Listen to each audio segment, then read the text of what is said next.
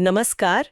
आज हम रोजमर्रा की चीजों के पीछे छिपे विज्ञान को समझने की कोशिश कर रहे हैं और हमारा विषय है कॉस्मेटिक टेक्नोलॉजी। जी, हमारे पास एक तकनीकी दस्तावेज है जो बताता है कि ये क्रीम, पाउडर, शैम्पू वगैरह आखिर ये बनते कैसे हैं। बिल्कुल। और हमारा मिशन है इस दस्तावेज की मदद से ये जानना कि इन प्रोडक्ट्स में असल में होता क्या है, वो काम कैसे करते हैं और क्यों कुछ क्रीम एकदम गायब हो जाती हैं और कुछ त्वचा पर बनी रहती है। सही कहा। अक्सर हम इन्हें इस्तेमाल तो करते हैं, पर इनके पीछे की जो इंजीनियरिंग है, उस पे शायद उतना ध्यान नहीं देते। बिल्कुल, तो चलिए फिर परत दर परत खोलते हैं कि इन जानी पहचानी चीजों के पीछे कितना विज्ञान और कितनी सोच लगी होती है।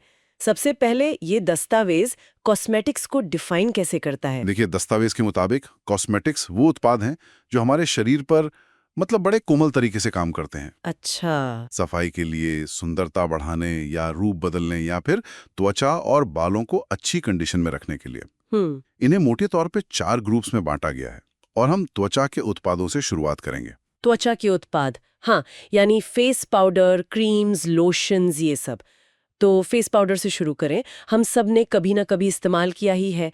इसका मुख्य काम क्या है इस दस्तावेज के हिसाब से। हाँ, तो इसका जो मेन मकसद है वो है त्वचा की सतह पर जो एक्स्ट्रा ऑयल या पसीना होता है ना, हाँ हाँ। उससे आने वाली चमक को कम करना, ताकि एक मैट फिनिश मिले।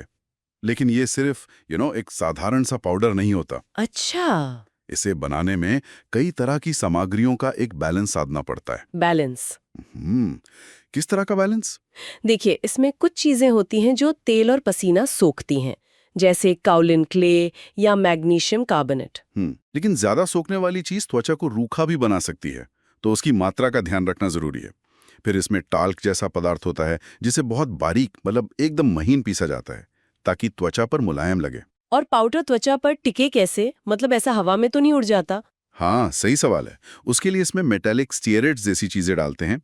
ये पाउडर को त्वचा पर चिपकने में, अधेशन में मदद करती हैं ओके। और थोड़ा वाटरप्रूफिंग भी देती हैं। साथ ही सिलिका जैसे तत्व ये पक्का करते हैं कि पाउडर नमी में भी ढीला रहे, जमे नहीं। अच्छा। और छोटे-मोटे दाग धब्बों को ढकने के लिए जिंक ऑक्साइड या टाइटेनियम डाइऑक्साइड, जिसे TiO2 भी कहते हैं, वैसे पिगमेंट होते हैं। यानी ये हर चीज का अपना एक बिल्कुल स्पेसिफिक काम है। सोखना, मुलायम लगना, टिके रहना, ढकना। वाह। और वो जो मोती जैसी चमक वाले पाउडर आते हैं, उनमें क्या खास होता है। हाँ, उनमें पर्लेसेंट एजेंट्स होते हैं। ये नेचुरल भी हो सकते हैं, जैसे ग्वानीन, या फिर सिंथेटिक, जैसे बिस्मथ ऑक्सीक्लोराइड। और ये रोशनी को इस तरह बिखेरते हैं कि एक पर्ली मोती जैसी आभा आती है। दिलचस्प। और कॉम्पैक्ट पाउडर जो दबा हुआ होता है, उसमें क्या अलग है फेस पाउडर से। कॉम्पैक्ट में इन सब चीजों के अलावा बाइंडिंग एजेंट्स भी होते हैं। Binding agents. हाँ, जो पाउडर को एक साथ बांध कर रखते हैं ताकि वो टिकिया की शक्ल में रहे। ये बाइंडर सूखे हो सकते हैं, जैसे मेटालिक स्टीयरेट, या तेल आधारित हो सकते हैं, जैसे मिनरल ऑयल, या फिर पानी में घुलने वाले भी, जैसे कुछ प्राकृतिक गम। अच्छा। तो बाइंडर का टाइप जो है वो कॉम्पैक्ट के टेक्सचर और उसकी ड्यूरेबिलिटी, वो कितना टिकेगा, ये तय करता है। समझ गई। पाउडर के बाद अब क्रीम्स और लोशन की बात करते हैं। दस्तावेज में इमोलिएंट क्रीम्स का जिक्र है। ये क्या करती हैं। इमोलिएंट का मतलब ही होता है त्वचा को मुलायम और कोमल बनाने वाला। ओके। तो ये क्रीम्स त्वचा की नमी बनाए रखने में और उसे नरम महसूस कराने में मदद करती हैं। इनके भी कई प्रकार होते हैं जो उनके केमिकल नेचर पर निर्भर करते हैं, जैसे नॉन आयोनिक, एनायोनिक, कैटायोनिक। और ये चीज़ उनकी स्टेबिलिटी और त्वचा के साथ वो कैसे इंटरैक्ट करेंगी, इस पर असर डालती है। मुझे ये वैनिशिंग क्रीम और कोल्ड क्रीम के बीच का फर्क हमेशा से थोड़ा कंफ्यूजिंग लगा है। एक तो एकदम गायब हो जाती है, दूसरी त्वचा पर महसूस होती है। ऐसा क्यों होता है। हाँ, ये बहुत दिलचस्प है। इसका राज उनके इमल्जन के टाइप में छिपा है। इमल्शन। हाँ, वैनिशिंग क्रीम जो है वो एक ऑयल इन वाटर यानी OW इमल्शन है। तेल की छोटी छोटी बूंदें पानी में फैली होती हैं। अच्छा। तो जब आप इसे लगाते हैं, पानी वाला हिस्सा जो ज्यादा होता है वो भाप बन के उड़ जाता है और क्रीम लगभग गायब हो जाती है। त्वचा पर बस एक हल्की सी मैट फिल्म रह जाती है। ओह, तो इसलिए वैनिशिंग। कोल्ड क्रीम इसके उलट है। वो एक वाटर इन ऑयल यानी WO इमल्शन है। पानी की बूंदें तेल में फैली होती हैं। ठीक है। जब इसे लगाते हैं तो पानी धीरे धीरे इवेपोरेट होता है, जिससे त्वचा पर ठंडक का एहसास होता है। इसीलिए इसे कोल्ड क्रीम कहते हैं। अच्छा। और क्योंकि तेल वाला हिस्सा बाहरी परत बनाता है, ये त्वचा पे ज्यादा देर तक महसूस होती है और ज्यादा मॉइस्चराइजिंग भी लगती है। तो सिर्फ इमल्शन का प्रकार बदल देने से उनका बिहेवियर इतना अलग हो जाता है, ये तो कमाल की बात है। वैनिशिंग क्रीम में मेन इंग्रेडिएंट्स क्या होते हैं फिर? इसमें आमतौर पर स्टीयरिक एसिड होता है, जो पानी के साथ मिलकर एक तरह का साबुन जैसा बनाता है और इमल्शन तैयार करता है। साथ में ग्लिसरीन जैसे ह्यूमेक्टिन्स होते हैं, जो नमी खींचते हैं, और पानी और इनको स्टेबल रखने वाले एजेंट्स होते हैं। और कोल्ड क्रीम में? कोल्ड क्रीम का बेस तेल होता है, जैसे मिनरल ऑयल, और साथ में बीज वैक्स जैसा कोई वैक्स, जो गाढ़ापन और स्थिरता देता है। ओके। इनकी मात्रा ज्यादा होती है ताकि त्वचा की खोई नमी लौटा सकें। कुछ में फिल्म फॉर्मर्स भी होते हैं जो त्वचा पर एक प्रोटेक्टिव फिल्म बनाते हैं।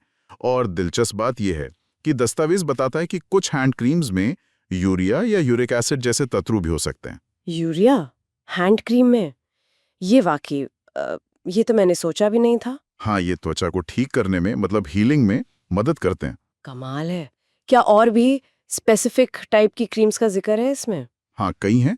जैसे क्लेंजिंग क्रीम्स हैं, जो मेकअप और गंदगी हटाने के लिए डिजाइन की गई हैं, खासकर ऑयल बेस्ड मेल। फिर एंटी लिंकिल क्रीम्स हैं, जिनमें विटामिन सी, रेटिनॉल या कोएंजाइम Q10 जैसे एक्टिव इंग्रेडिएंट्स होते हैं। लेकिन दस्तावेज ये जरूर कहता है कि ये अक्सर त्वचा को टेम्परेरली थोड़ा फुलाकर या प्लम्प करके झुर्रियों को कम दिखाते हैं। मतलब हमेशा परमानेंट सोल्यूशन नहीं होते। हाँ, ये टेम्पररी शब्द जरूरी है यहाँ। हाँ। और हार्मोन क्रीम्स? इनमें एस्ट्रोजन जैसे हार्मोन होते हैं। दस्तावेज के अनुसार ये त्वचा की ऊपरी परत एपिडर्मिस, उसके विकास को बढ़ावा दे सकते हैं। अच्छा। लेकिन ये उम्र बढ़ने की प्रक्रिया को रोकते नहीं हैं। फिर है सनस्क्रीन प्रिपरेशंस, जिनमें केमिकल फिल्टर्स होते हैं। हाँ, सनस्क्रीन, उसमें तो कई सारे केमिकल नाम दिखते हैं। PAB, सिनेमेट्स, सैलिसिलेट्स, बेंजोफिनोन, इनका क्या काम है? ये अलग अलग तरह के केमिकल्स हैं जो सूरज की नुकसानदेह UVA और UVB किरणों को या तो सोख लेते हैं या ब्लॉक करते हैं। ओके। क्योंकि कोई एक केमिकल पूरी रेंज को कवर नहीं कर सकता, इसलिए अक्सर कई फिल्टर्स का मिक्सचर इस्तेमाल किया जाता है ताकि ब्रॉड स्पेक्ट्रम प्रोटेक्शन मिल सके। समझ गई। और ब्लीचिंग क्रीम्स, ये त्वचा का रंग हल्का कैसे करती हैं? इनका मुख्य काम मेलानिन पिगमेंट को कम करना है। इसके लिए इनमें हाइड्रोजन पेरोक्साइड जैसे ऑक्सीडाइजिंग एजेंट्स हो सकते हैं। लेकिन ये सिर्फ ब्लीचिंग एजेंट नहीं डालते। दस्तावेज बताता है कि इनमें त्वचा के pH को बैलेंस रखने के लिए बफर्स जैसे सिट्रिक एसिड, अच्छा। त्वचा को बचाने के लिए एंटीऑक्सीडेंट्स जैसे विटामिन C डेरिवेटिव्स, और कवरेज के लिए टाइटेनियम डाइऑक्साइड जैसे तत्व भी होते हैं। यानी ब्लीचिंग क्रीम में भी सिर्फ रंग हल्का करने से ज्यादा कुछ होता है। एंटीऑक्सीडेंट्स का होना तो वाकई चौंकाने वाला है। चलिए अब थोड़ा रंगीन कॉस्मेटिक्स की बात करते हैं। लिपस्टिक कैसे बनती है? लिपस्टिक अगर बेसिक लेवल पर देखें तो एक वैक्स और तेल का मिक्सचर है जिसमें रंग घुला गया हो और उसे एक स्टिक की शक्ल दी गई हो। वैक्स जैसे बीस वैक्स, कार्नोबा वैक्स या हार्ड पैराफिन, ये उसे आकार और मजबूती देते हैं, जबकि तेल जैसे कैस्टर ऑयल और लैनोलिन उसे मुलायम और चमक देते हैं। अच्छा। इनका सही अनुपात ही लिपस्टिक को न तो ज्यादा नरम बनाता है, न ज्यादा सख्त। और रंग का क्या?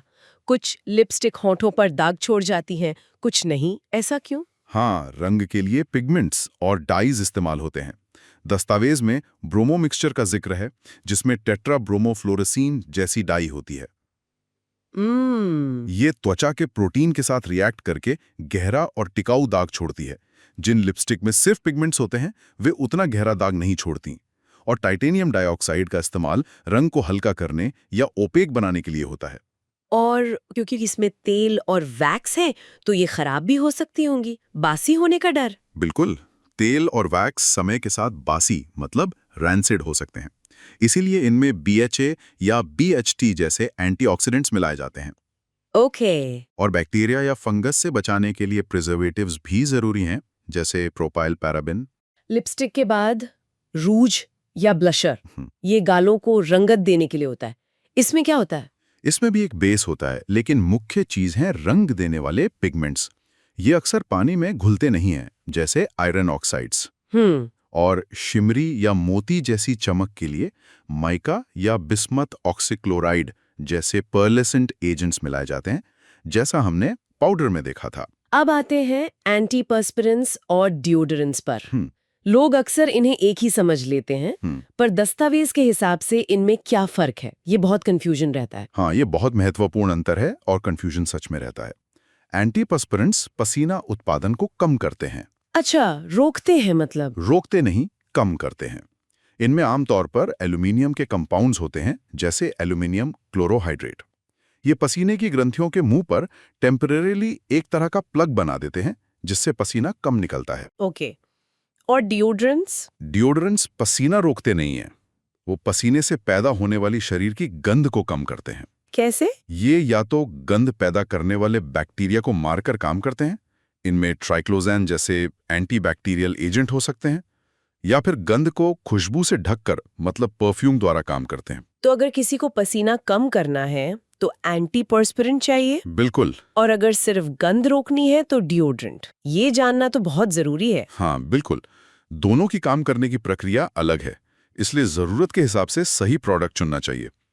और ये stick, roll on, spray, powder, cream जैसे कई रूपों में आते हैं, जिनमें एक्टिव इंग्रेडिएंट्स थोड़े अलग अलग हो सकते हैं। चलिए अब बालों की दुनिया में चलते हैं। शैम्पू सबसे आम उत्पाद है, दस्तावेज इसे कैसे समझाता है? शैम्पू मूल रूप से एक डिटर्जेंट या कह लें सर्फेक्टेंट आधारित घोल है, जिसका काम बालों और स्कैल्प से एक्स्ट्रा तेल, गंदगी और त्वचा के जो डेड सेल्स हैं उनको हटाना है। डिटर्जेंट जैसे कपड़े धोने वाला? थोड़ा वैसा ही? हाँ, सिद्धांत तो वही है, लेकिन बालों के लिए जाहिर है ज्यादा कोमल डिटर्जेंट इस्तेमाल होते हैं। कई प्रकार के होते हैं। एनायोनिक जैसे सोडियम लोरेल सल्फेट या SLS, ये सबसे पावरफुल सफाई देते हैं, लेकिन कुछ लोगों को ये थोड़े हार्श लग सकते हैं। हाँ, सुना है मैंने SLS के बारे में। फिर कटायोनिक डिटर्जेंट हैं, ये कंडीशनिंग गुण भी देते हैं लेकिन सफाई थोड़ी कम करते हैं। एम्फोटेरिक और नॉन आयोनिक डिटर्जेंट्स ज़्यादा कोमल माने जाते हैं और हार्ड वाटर में भी अच्छा काम कर सकते हैं। यानी शैम्पू में सिर्फ सफाई करने वाला एजेंट नहीं होता, और भी चीजें होती हैं। हाँ, उसमें और भी बहुत कुछ होता है। कंडीशनिंग एजेंट्स डाले जाते हैं, जैसे एमिनो एसिड्स या पॉलीमर्स जैसे PVP, या फिर नेचुरल चीज़ें जैसे अंडा या लेजिथिन। ये बालों को मुलायम और सुलझाने में आसान बनाते हैं। कुछ शैम्पू अपारदर्शी मतलब ओपेक दिखते हैं ना, हाँ। उसके लिए ओपैसिफाइंग एजेंट्स डाले जाते हैं, जैसे कुछ फैटी अल्कोहल। और कुछ एकदम साफ या ट्रांसपेरेंट दिखते हैं। हाँ, उनके लिए क्लैरिफाइंग एजेंट्स जैसे इथेनॉल इस्तेमाल हो सकते हैं। अगर पानी खारा है मतलब हार्ड वाटर है, तो शैम्पू ठीक से झाग नहीं बनाता। हाँ, ये होता है। तो इसके लिए सीक्वेस्टरिंग एजेंट्स जैसे EDTA मिलाए जाते हैं, जो पानी के मिनरल्स को बांध लेते हैं। और डैंड्रफ के लिए शैम्पू की बोतलों पर ZPTO या सेलेनियम सल्फाइड जैसे नाम दिखते हैं अक्सर। हाँ, वो एंटी डैंड्रफ एजेंट्स हैं। डैंड्रफ पैदा करने वाले फंगस से लड़ने के लिए sulphur, salicylic acid, zinc pyrithione, ZPTO या सेलेनियम सल्फाइड जैसे तत्व इस्तेमाल होते हैं।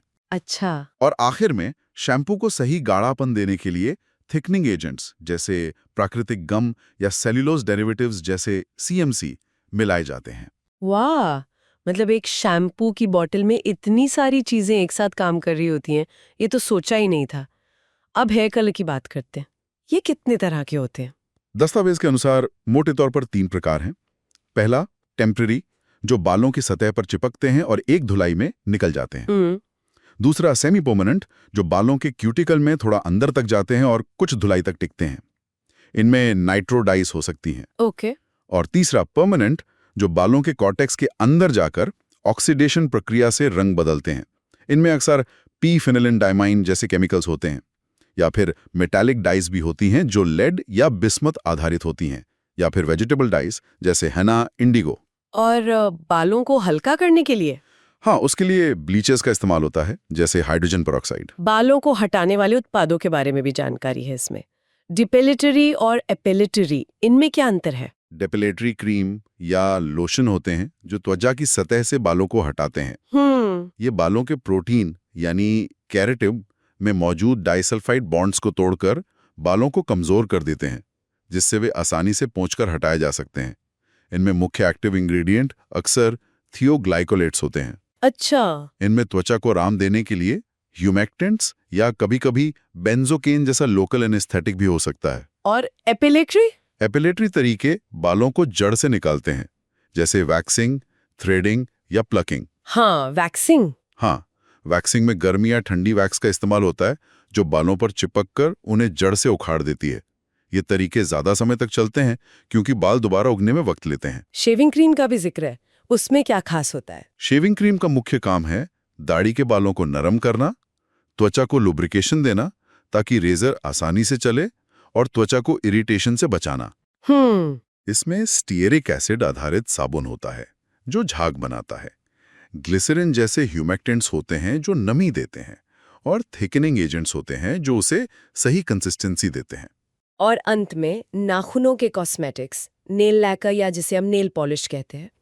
दस्तावेज कहता है कि इनमें चमक, टिकाऊपन और लचीलापन जरूरी है। ये कैसे हासिल होता है? हाँ, ये एक बहुत ही नाजुक संतुलन का खेल है। नेल लैकर का सबसे महत्वपूर्ण हिस्सा है फिल्म फॉर्मर, जो आमतौर पर नाइट्रोसेल्यूलोज होता है। नाइट्रोसेल्यूलोज? हाँ, ये सूखने पर नाखूनों पर एक सख्त चमकदार परत बनाता है। लेकिन अगर सिर्फ यही हो तो परत शायद टूट जाएगी कड़क होकर। बिल्कुल सही कहा। सिर्फ नाइट्रोसेल्यूलोज की फिल्म भंगुर मतलब ब्रिटल होगी। इसीलिए इसमें प्लास्टिसाइजर्स मिलाए जाते हैं, जैसे कैस्टर ऑयल या डाइब्यूटिल थैलेट। अच्छा। ये फिल्म को लचीलापन देते हैं ताकि वो मुड़े या टकराए तो टूटे नहीं और नाखूनों पर अच्छे से चिपकी रहे। और ये सब चीजें घुलती कैसे हैं? ये तो सॉलिड होती होंगी। उसके लिए सॉल्वेंट्स होते हैं जैसे कीटोन्स, एस्टर्स। ये नाइट्रोसेल्यूलोज और बाकी सॉलिड चीजों को घुलते हैं। साथ में कपलर्स जैसे टॉलुइन भी हो सकते हैं जो अलग अलग सॉल्वेंट्स को आपस में मिलने में मदद करते हैं। ओके। और रंग के लिए इनसॉल्युबल पिगमेंट्स या लेक कलर्स डाले जाते हैं, जैसे आयरन ऑक्साइड्स, टाइटेनियम डाइऑक्साइड। और वो मोती जैसी चमक वाली नेल पॉलिश, उसमें भी वही? हाँ, उनमें भी वही पर्लेसेंट एजेंट्स होते हैं, जैसे ग्वानाइन या बिस्मथ ऑक्सीक्लोराइड, जिनका जिक्र हमने फेस पाउडर में किया था। तो आप देख सकती हैं, नेल लैकर की उस छोटी सी बॉटल में भी पॉलीमर केमिस्ट्री, सॉल्वेंट केमिस्ट्री और पिगमेंट टेक्नोलॉजी का कितना कॉम्प्लेक्स मिश्रण है। तो इस पूरी चर्चा से ये एकदम साफ है कि कॉस्मेटिक उत्पाद सिर्फ रंग, खुशबू या ऊपरी एहसास नहीं है। इनके पीछे वाकई गहरा विज्ञान है। हाँ, सामग्री का चयन, उनका अनुपात, उनका आपसी तालमेल, सब कुछ बहुत सोच समझकर तय किया जाता है। बिल्कुल। हर उत्पाद का एक खास मकसद होता है और उसकी बनावट, उसका फॉर्मुलेशन उसी के हिसाब से डिजाइन किया जाता है। चाहे त्वचा को मुलायम करना हो, बालों को साफ करना हो, रंग देना हो या धूप से बचाना हो। फॉर्मूला बनाते समय इफेक्टिवनेस, स्टेबिलिटी, सेफ्टी और इस्तेमाल करने वाले को कैसा महसूस होगा, मतलब टेक्सचर, फील, एप्लीकेशन, इन सब बातों का ध्यान रखा जाता है। ये वाकई मटेरियल साइंस और केमिस्ट्री का एक बहुत दिलचस्प एप्लीकेशन है। ये सब जानकर वाकई लगता है कि हमारी रोजमर्रा की चीजों में कितनी जटिलता, कितनी इंजीनियरिंग छिपी हो सकती है। हम शायद अगली बार फेस पाउडर या शैम्पू इस्तेमाल करते हुए इसे एक अलग नजरिए से देखेंगे। हाँ, बिल्कुल। और ये हमें भविष्य के बारे में सोचने का एक सिरा भी देता है। जैसे ये दस्तावेज ज्यादातर त्वचा और बालों की सतह पर काम करने वाली तकनीकों की बात करता है। क्या भविष्य में कॉस्मेटिक तकनीक और गहरी जा सकती हैं? क्या हम ऐसे उत्पाद बना सकते हैं जो त्वचा या बालों के स्वास्थ्य को आणविक मतलब मॉलिक्यूलर लेवल पर ज्यादा बुनियादी तरीके से बेहतर बना सकें, सिर्फ सतही तौर पर नहीं? ये तो बहुत आगे की बात है। हाँ, मतलब इस दस्तावेज में बताए गए सिद्धांतों और सामग्रियों का इस्तेमाल करके और क्या संभावनाएं तलाशी जा सकती हैं, ये एक सोचने लायक सवाल है ना।